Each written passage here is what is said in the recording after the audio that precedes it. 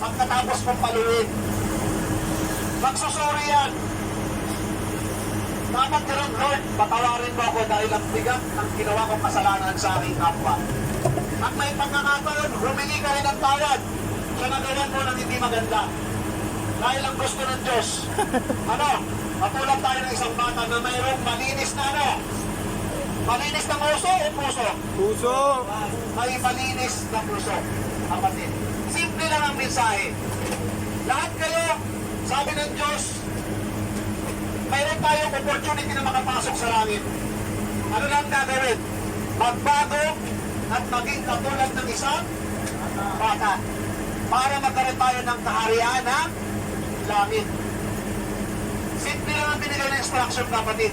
Kaya kung ikaw ay may kagalit dito, simulan mo na magpatawad.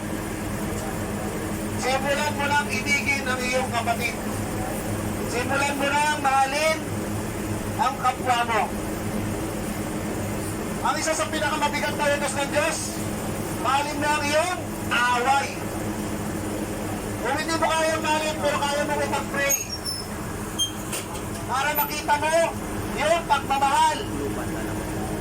Kasi kung nag-ahari ang pagmamahal dito, ang pag-iibigan dito, tama? Magtutulungan kayo.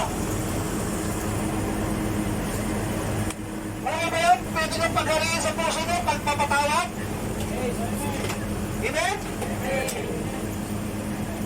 Kami, kapatid, pumapasok kami dito dahil mayroon kaming pag-ibig sa inyo.